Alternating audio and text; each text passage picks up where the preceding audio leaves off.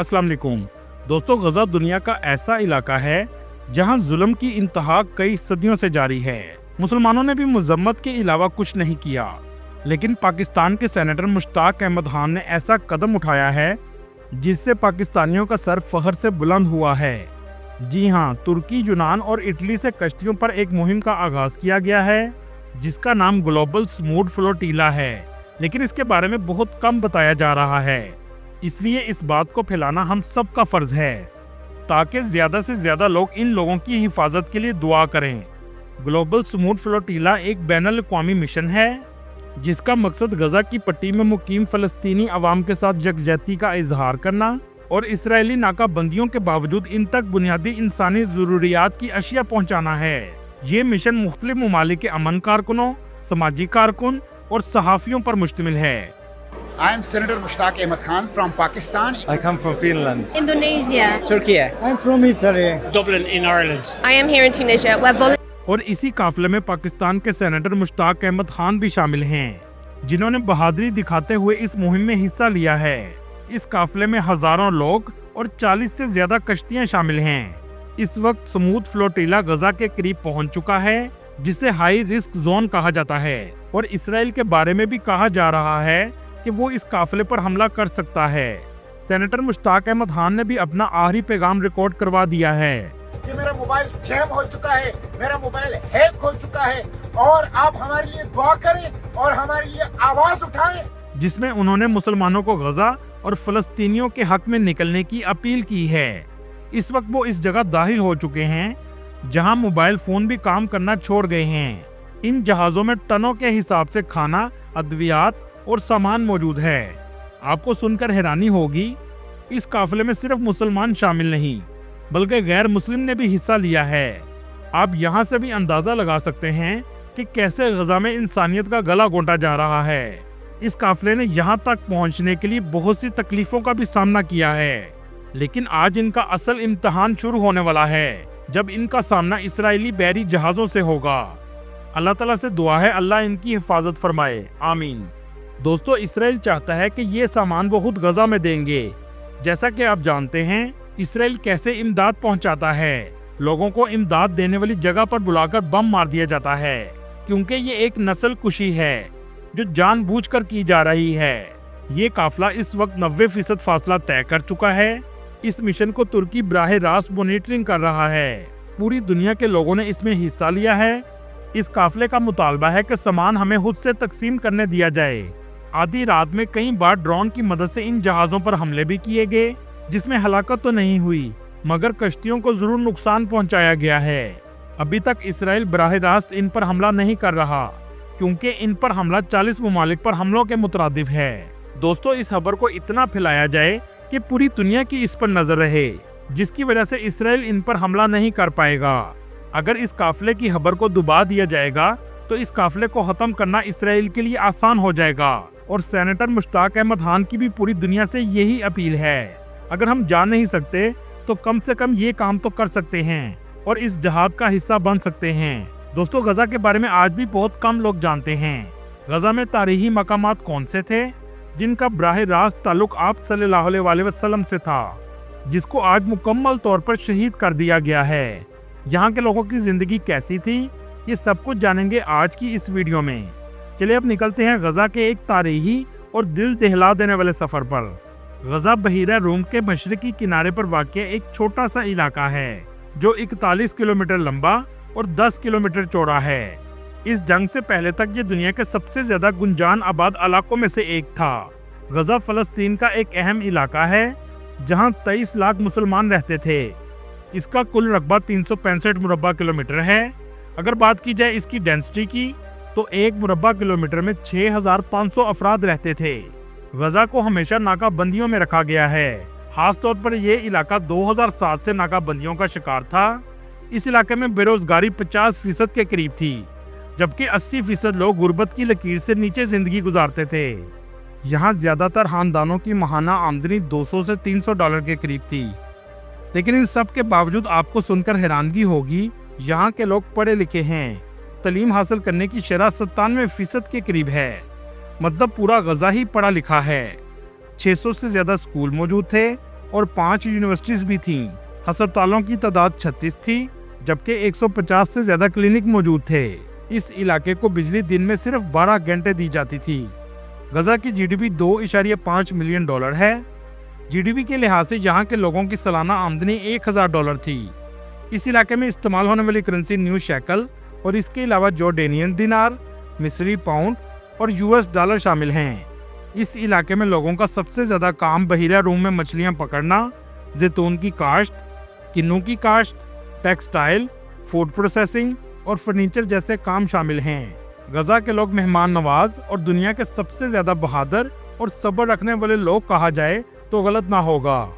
गजा के लोगों को अपनी जमीन से बेइंतहा मोहब्बत है।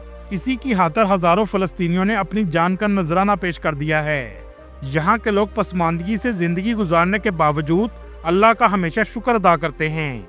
गजा का इलाका तकरीबन 5000 साल पुराना है। ये एक अहम तजारती मरकज रहा है क्योंकि ये बहीरा रोम के साहिल पर वाक़या है। इसराइल की इस इलाके पर कब्जा करने की एक वजह यह भी है कि ये एशिया और अफ्रीका के दरमियान अहम तजारती रास्ता है। दूसरी वजह सुएज कनाल के भी करीब वाक़या है, जहां से दुनिया की 30% तजारत की जाती है। इसराइल इस तजारत को कंट्रोल करने के लिए गजा में भी एक कनाल बना रहा है, जिसका नाम बैन गोरियन कनाल है, जो गजा के अंदर से गुजरकर बहिरा रूम में जाएगी। इस कनाल को गल्फ ऑफ अकबा के साथ जोड़ा जा रहा है, जिसके बाद इसराइल से जहाजों को गुजर कर आना होगा। गल्फ ऑफ अकबा जॉर्डन, सऊदी अरब और इसराइल के बॉर्डर के दरमियान वाक़या है। इस कनाल की अहमियत को बढ़ाने के लिए मिस्र से गुजरने वाली सुएज कनाल को अटैक करके तबाह करने की कोशिश की जाएगी। एक वजह गजा को हासिल करने की ये भी है कि इस सरजमीन के नीचे बड़े पैमाने पर गैस के ज़खायर मौजूद हैं। कदीम मिस्री दौर में ये मिस्र की सल्तनत का हिस्सा था। सबसे पहले बहिरा रोम के जजीरे क्रेट से आने वाले फलस्तीन कबीले यहाँ आकर आबाद हुए। इसी कौम के नाम पर इस इलाके का नाम फलस्तीन रखा गया था। मुख्तलिफ दौर में ये इलाके बाबली, फारसी और यूनानी सल्तनत का हिस्सा रहे। सिकंदर आजम ने भी गजा को फतह किया था। इसके बाद रोमन और बाज़ंतीनी दौर में भी ये इलाका इन सल्तनतों का हिस्सा रहा। 637 ईस्वी में हजरत उमर बिन आस रज़ी अल्लाह तआला अन्हु के हाथों गजा की फतह हुई और ये इस्लामी खिलाफत का हिस्सा बन गया। 1517 से 1917 तक मतलब 400 साल तक सल्तनत उस्मानिया का हिस्सा रहा।